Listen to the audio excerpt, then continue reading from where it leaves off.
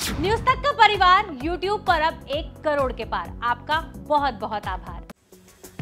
भारतीय शेयर बाजार के लिए पिछला सप्ताह खराब रहा। सेंसेक्स 221 अंक की गिरावट के साथ 66,009 के लेवल पर बंद हुआ था। वहीं निफ्टी के 68 अंकों की गिरावट रही और ये 19,674 के लेवल पर बंद हुआ था। वहीं पिछले पूरे कारोबारी हफ्ते में बीएसई का 30 शेयरों वाला सेंसेक्स 2.70% गिरा था। यही हाल निफ्टी में भी देखने को मिला। निफ्टी में भी 2.57% की गिरावट रही।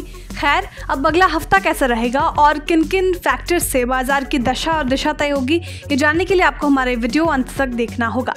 सबसे पहले ग्लोबल लेवल पर आम निवेशकों की नज़र 28 सितंबर पर रहेगी, क्योंकि इसी दिन अमेरिका के दूसरी तिमाही के जीडीपी ग्रोथ के आंकड़े आएंगे। इसके अलावा फेड चेयरमैन जेरोम पॉवेल 29 सितंबर को स्पीच देंगे। इस स्पीच को निवेशक बड़े गौर से सुनेंगे। इस स्पीच में ब्याज दरों में बढ़ोतरी होगी या इनमें कटौती की जाएगी, ये 29 तारीख को पता चलेगा। इसके अलावा 29 तारीख को ही यूनाइटेड किंगडम के Q2 जीडीपी के आंकड़े आएंगे। इसके अलावा अगले हफ्ते में अमेरिका में घरों की बिक्री, बेरोजगारी दावों आदि के आंकड़ों पर भी निवेशकों की नजर रहेगी। अब आइए FIIS के आंकड़ों पर। इस सप्ताह विदेशी संस्थागत निवेशकों के आंकड़ों पर निवेशकों की करीबी नजर रहेगी। पिछले हफ्ते FIIS ने कैश सेगमेंट में कुल 8,681 करोड़ रुपए की बिकवाली की है। इसके साथ ही FIIS की ओर से सितंबर महीने में अब तक 18,261 करोड़ रुपए की बिकवाली की जा चुकी है, जबकि घरेलू संस्थागत निवेशकों ने कैश मार्केट में पिछले हफ्ते 1,940 करोड़ रुपए की खरीदारी की है। सितंबर महीने में अब तक DIIS ने घरेलू शेयर बाजार में कुल 12,169 करोड़ रुपए की खरीदारी की है। हवाई तेल की खेल पर। पिछले हफ्ते कच्चे तेल के दाम में हल्की कमजोरी देखने को मिली है। इसके पहले लगातार 4 हफ्तों से कच्चे तेल के दामों में तेजी नजर आ रही थी।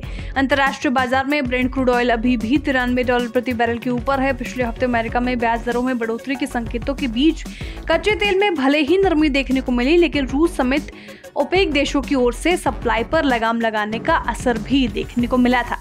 डोमेस्टिक फैक्टर्स पर देखें तो अगस्त महीने के लिए वित्तीय घाटे और इंफ्रास्ट्रक्चर आउटपुट के आंकड़े भी अगले हफ्ते जारी होने वाले हैं। इसके अलावा RBI की ओर से विदेशी एक्सचेंज रिजर्व के आंकड़े भी जारी होंगे। इन सभी आंकड़ों पर भी बाजार की नजर रहने वाली है। अब जाते जाते निफ्टी, बैंक निफ्टी के लेवल को भी जान लेते हैं।